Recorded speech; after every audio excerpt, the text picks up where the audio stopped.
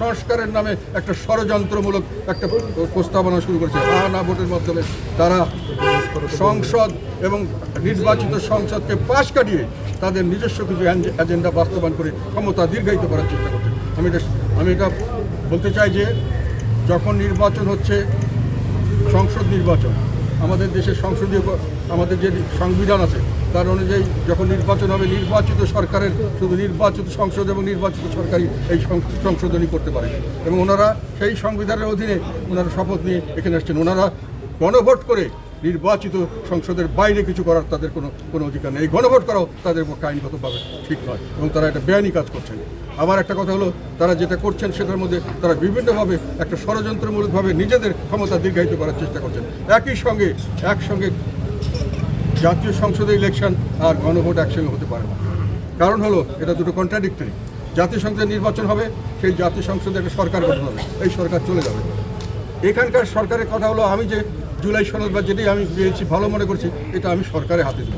সরকার এটা নিয়ে সংবিধান মোতাবেক এটা নিয়ে সংসদে আলাপ আলোচনা হবে, সংবিধান মোতাবেক আলাপ আলোচনার পরে যখন পাশ হয় যদি, তারপরে গণভোট হবে এবং সেই গণভোটে জনগণ জানবে যেটা দেওয়া হয়েছে সেটা সত্য বা মিথ্যা, কতটুকু ভালো বা মতো। যেহেতু একটা করে আইটেম একবারে আনবে। কথার কথা আমি এখানে বলেছি যে আমাদের দুই পক্ষ বিশিষ্ট হবে কি এক পক্ষ, বা যেটাই ধরো, একটা প্রধানমন্ত্রী দুবার থাকবে না, একবার থাকবে কি তিনবার থাকবে, বা প্রধানমন্ত্রী আর একসঙ্গে আমাদের পার্টি প্রধান হতে পারবে কিনা, এটা একটা জিনিসের ডিসিশন হবে। ডিসিশন হওয়ার পর যখন সংসদে এটা পাশ হবে যে না এটা হবে, তখন জনগণকে পাশ হওয়ার সময় ডিবেট হবে। তখন কেউ বলবে যে দুইটা সংসদ থাকলে এই অসুবিধা, কেউ বলবে এই সুবিধা। এটা নিয়ে আলাপ আলোচনা হবে, ইউটিউবের কথা বলবে, গ্রামে গঞ্জে মানুষ চায়ের টেবিলে কথা বলবে, গ্রামে গঞ্জে হাটে আলাপ হবে, লোকে বুঝবে এটা হলো এই খারাপ, এটা হলো। তখন আপনি বলেন যে আপনি দুই পক্ষ চান না এক পক্ষ চান, তখন মানুষ স্পষ্ট বলতে পারে যে আমি চাই এটাই, জেনে শুনে যাচ্ছে, আর আমি চাই এটা, জেনে শুনে যাচ্ছে।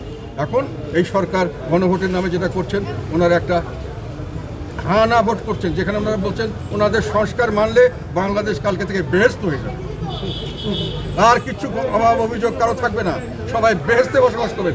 এটা একটা সম্পূর্ণ প্রতারণামূলক, বিভ্রান্তিকর একটা, এবং সরকারি কর্মকর্তা সহ সবাইকে এখানে লাগিয়ে দিয়েছে। তারা গ্রামের জনগণ যেখানে লাঙ্গল দেখে তারা জিএম কাদেরকে চিনতে হয়, যেখানে লাঙ্গল দেখে জাতীয় বাড়ি চিনতে হয়, তারা এই লেখাপড়া জানবে। তারা কোথায় আপনি কি করছেন 100টা আইটেম দিয়েছেন, হ্যাঁ বল না বলেন, আপনারা একটা দিকে দেখেছেন হ্যাঁ বলে দেন, তাহলে সব পাইয়ে যাবেন। বিভ্রান্তিমূলক, এই লোক কিছু জানে না কি হ্যাঁ বলবে কি না বলবে।